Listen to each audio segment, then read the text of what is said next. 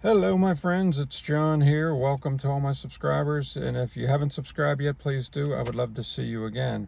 Okay, so I really want this to be a blessing. I hope this helps someone today. God's ways are just, that's just something. So what happened? This is like 2-3 days ago. I had just felt led by the Spirit. I decided I was to get up in the middle of the night, and like God wanted me to do this and pray. Not just like the quick prayer by the bed, like leave the room, go to the other room where I usually pray. And so I did this the first night, and then the second night was to be last night. Now, to me, this was almost the the funny part.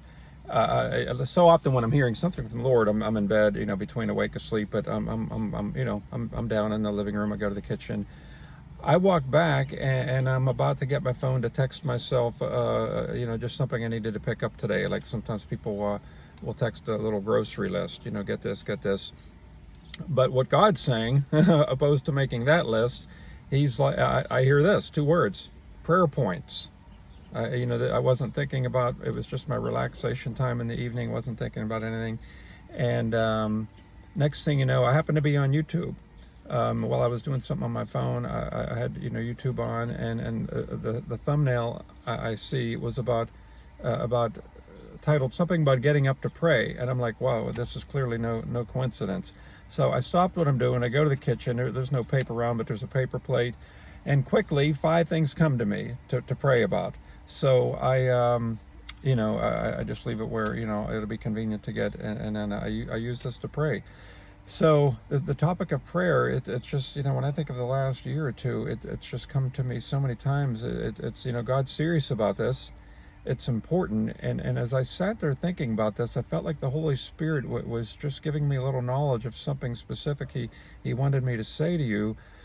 When you pray, it's not just about spending time with the Lord, making your requests known. He wants you to feel like things can be accomplished because they can.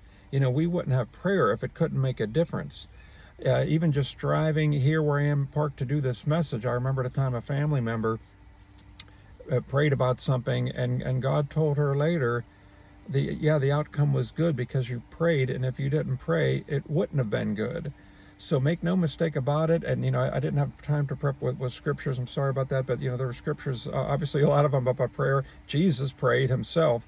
So don't just pray, but pray knowing that you can make a difference, whether it's in your own life, someone else's life. But for me to hear this, and God already knew like I was going to pray, but he wanted me to go that extra step, be prepared, write down what I was going to pray about.